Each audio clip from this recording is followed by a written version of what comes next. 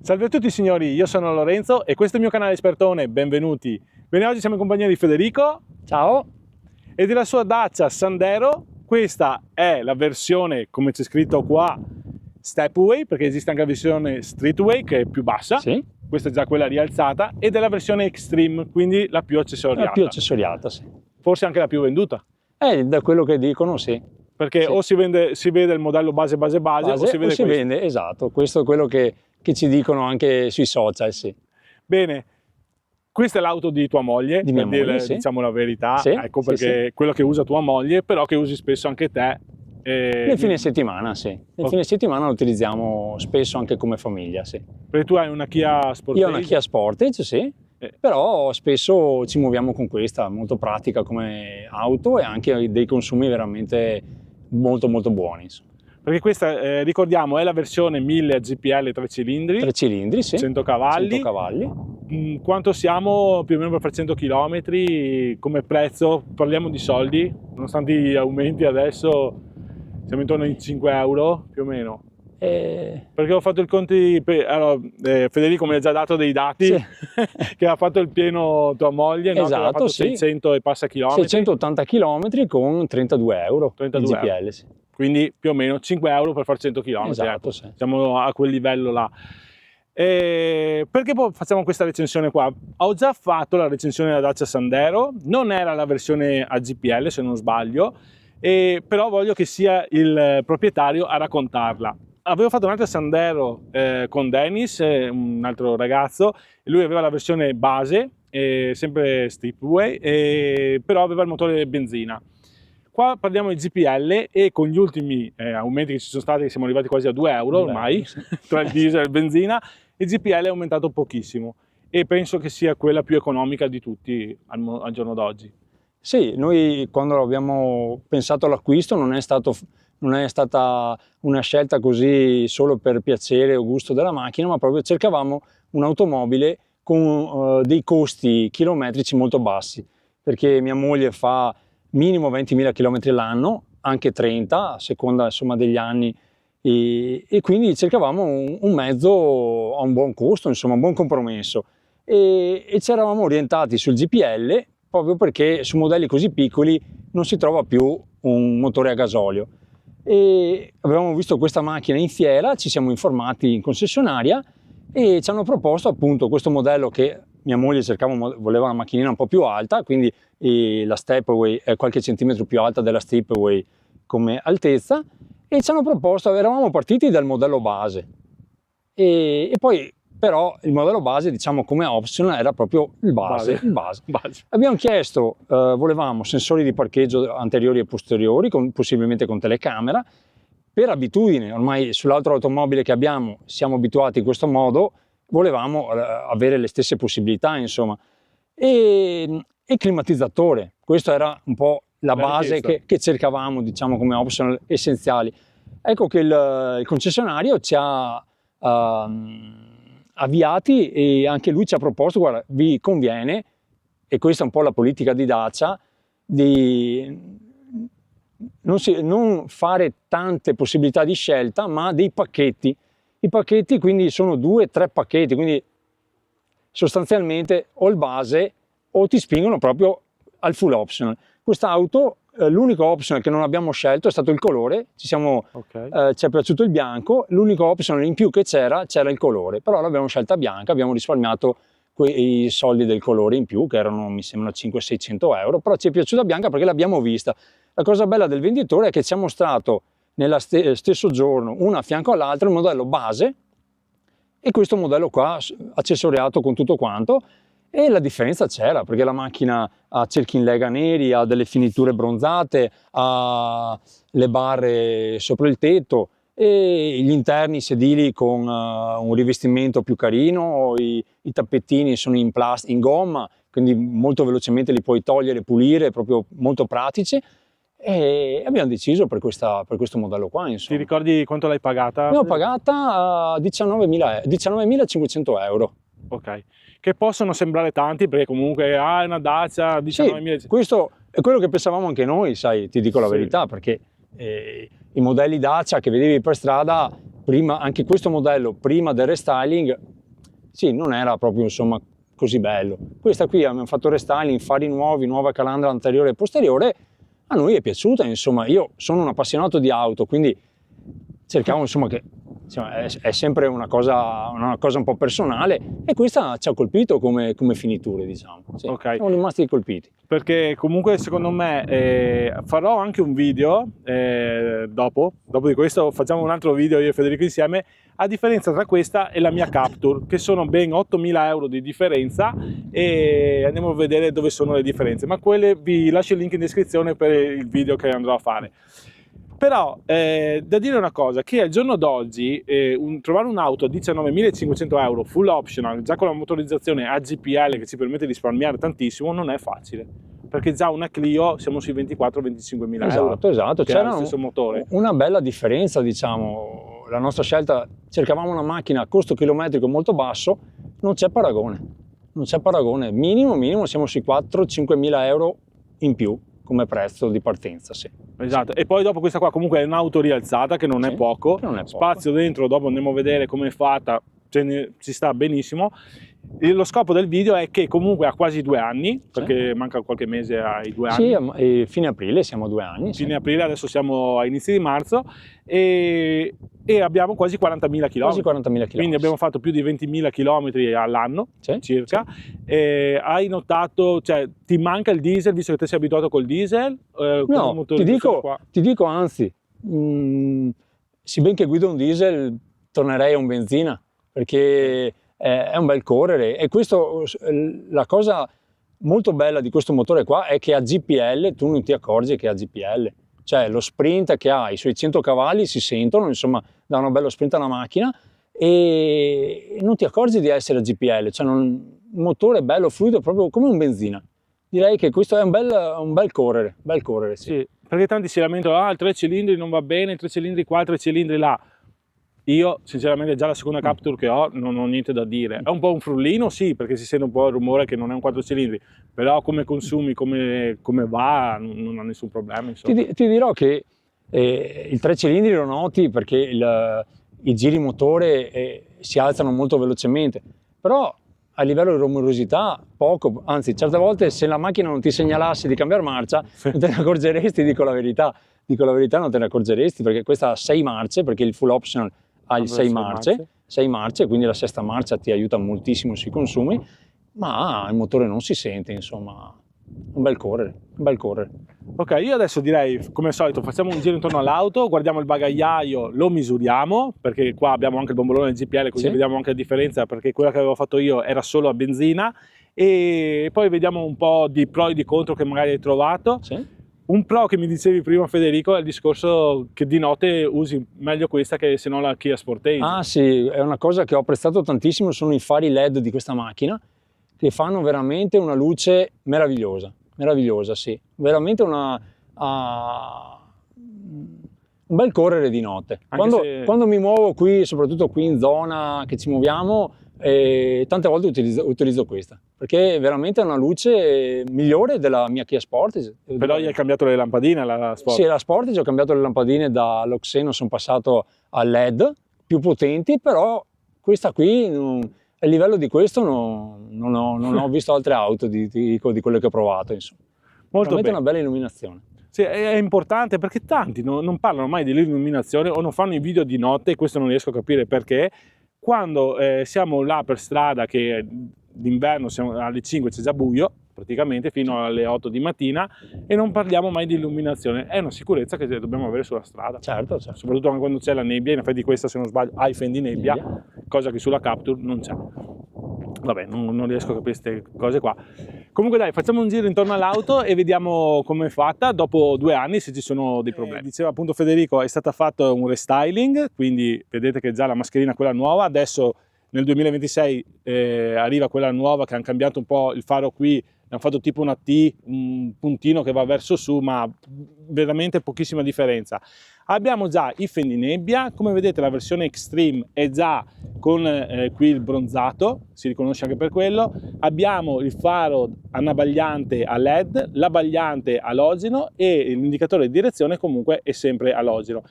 Invece di posizione, cioè questi fari di posizione sono a LED, come vedete. Bella la calandra così. Federico, volevo un attimo misurare quant'è l'altezza da terra del frontale, perché siamo secondo me meglio di certi SUV. Siamo a 25 cm. Sì. Sì, da terra siamo a 25 cm, è una buona altezza. Qui abbiamo il radar, ok, quindi ha già tutti gli ADAS possibili e immaginabili. Poi, altra differenza dalla versione base è che abbiamo dei cerchi neri, come vedete adesso vi faccio vedere, lateralmente è fatta così. È un'auto da 4,10 m praticamente, poi hanno anche questi adesivi qua, che è solo per la versione Extreme, questi, poi tutto il sotto qua, in modo che non si rovini.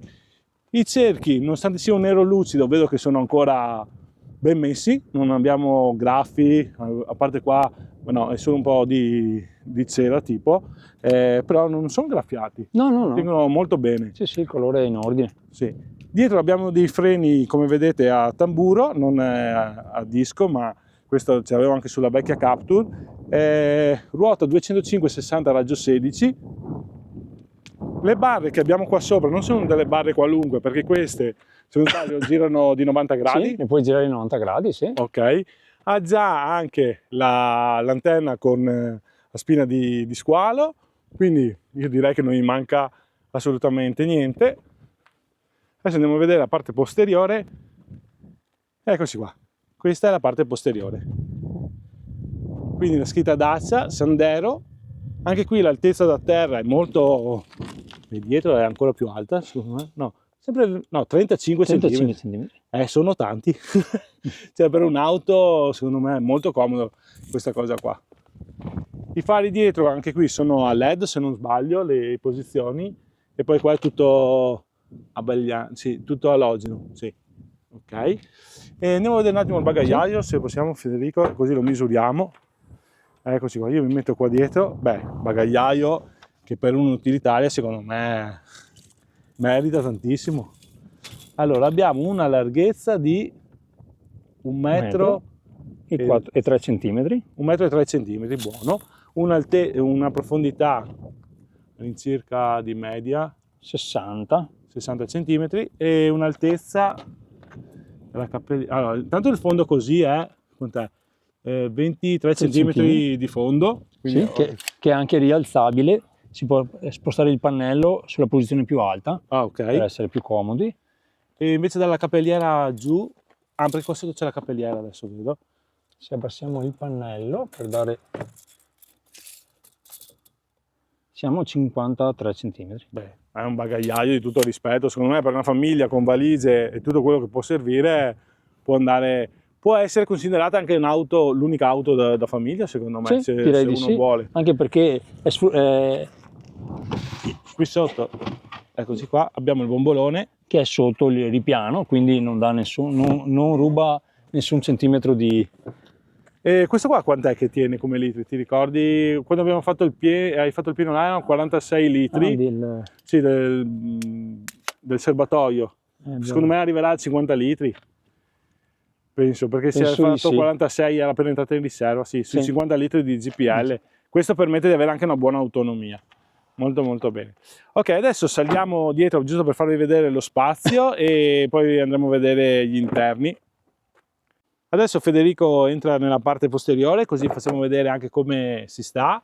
Dovete far conto che adesso il sedile è regolato sulla tua altezza, sì, no? sulla mia altezza. Quanto sei, Federico? 1,78. 1,78, quindi qua ci stiamo tranquillamente, sì, anche come altezza. Anche in altezza. Abbiamo le maniglie per uscire o le maniglie per appendersi durante il viaggio, dipende uno come la intende.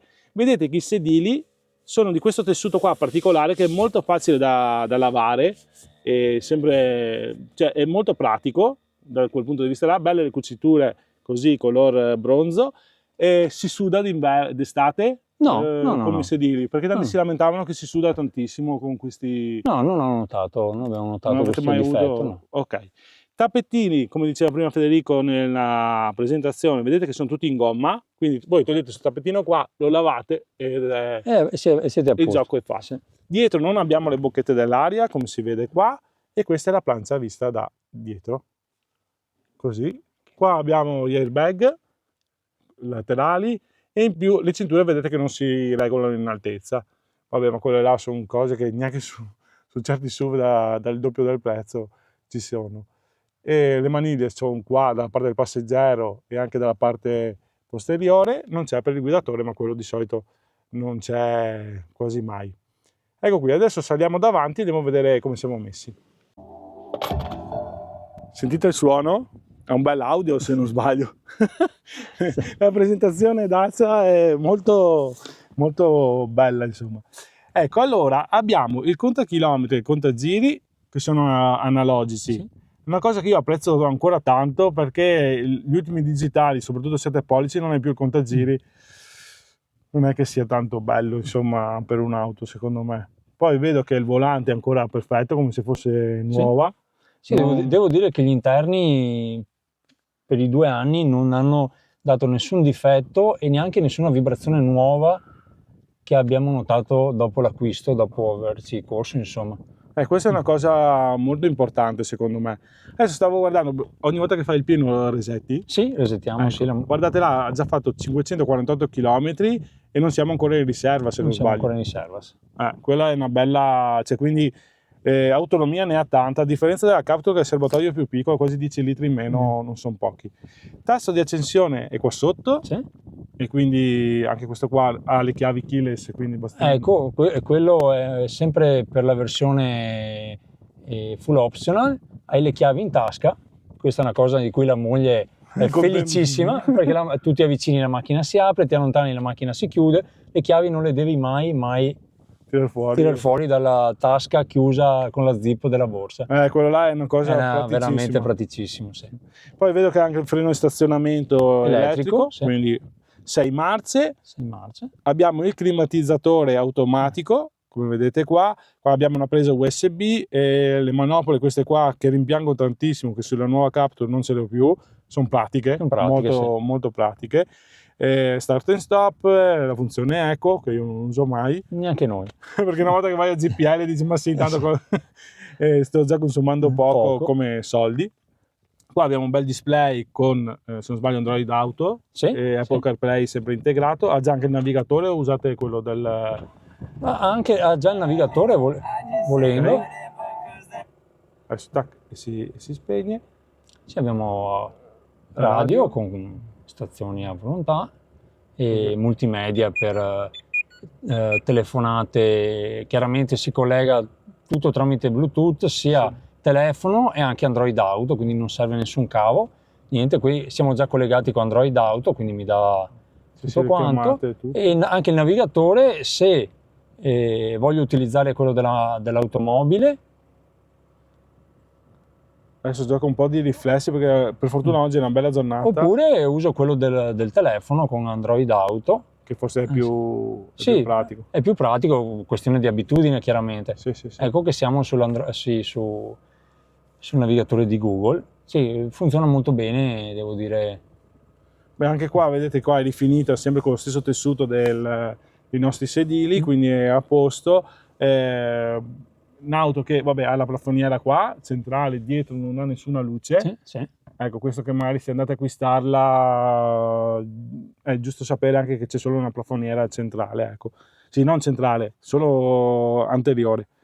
Bene, vedo che anche l'angolo cieco, il sensore per l'angolo cieco, no? Molto, cioè, quindi cosa gli manca? Niente, penso. La telecamera posteriore c'è. Anteriore, vabbè, è dura averla. Gli airbag, come hai visto, ci sono sia frontali che laterali. Ok, quindi come sicurezza. Qui plastica è tutte rigide, ma non ci sono scricchioli o cose del genere? No, non ho notato nessun scricchiolio. Bene, io direi che l'auto, cioè, a parte che ha 2 anni, vabbè, sono tanti, sono pochi, non lo so, però ci sono auto che si vedono già i segni di usura, qua non vedo nessun segno di usura, anzi le plastiche rigide forse sono più facili da pulire. Sì, come praticità di pulizia, anche con il discorso dei tappettini in gomma, veramente comodo, sì. Molto bene. Difetti? Hai trovato qualcosa che non ti piace? Allora, un difetto nella guida che ho notato è un po' di abbondanza nel leveraggio delle marce, cioè c'è molto spazio da una marcia all'altra, come vedi devo spostare molto la leva. Ok. Questo difetto è una questione chiaramente di abitudine. Io che guido le due auto lo noto, è la prima cosa che noto quando guido, non che sbagli la marcia, però senti insomma che è un po' abbondante come spazio, insomma, ecco, quello sì, questo è un difetto. E cos'altro potrei dirti? Ecco, parlavamo dell'illuminazione, perfetta, ottima, quella sì, anabbaglianti e abbaglianti, i fendinebbia un po' scarsini come luce, diciamo quasi inutili, direi quasi inutili come quantità di luce. E basta, potrei dirti. Diciamo che l'essenziale di quello per cui l'abbiamo acquistata c'è tutto e tutto funziona bene, insomma. Cioè, vedo che comunque i consumi sono buoni, e vai a risparmiare tanto confronto a un benzina, molto, a un sì. diesel, quello che serve per un'auto c'è, quindi secondo me più che promossa. Se volessimo guardare qualche dettaglio, sì, manca la luce dietro, manca la bocchetta dietro del riscaldamento, quella si sente, ci mette un po' di più.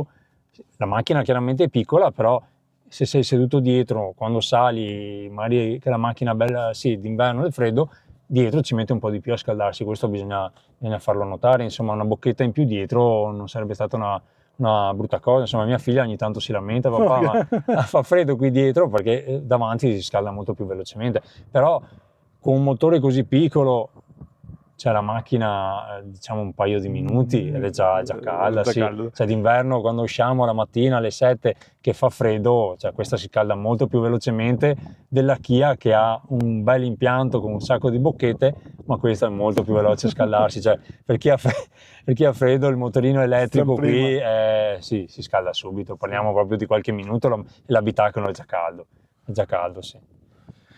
Va bene, allora l'auto, non stiamo lì andare a fare delle prove perché comunque questo motore qua lo conosciamo e sappiamo che va bene. Ho fatto 8000 prove io ormai in montagna, in pianura, in autostrada e tutto quello, quindi se volete andare a vedere quelle recensioni là, era giusto per portare, anzi adesso giro la telecamera così ci inquadriamo e facciamo anche le conclusioni qua, era giusto per parlare appunto di come va dopo 2 anni. Tanti si lamentano di questo 3 cilindri che io non trovo tutte queste difficoltà qua, no.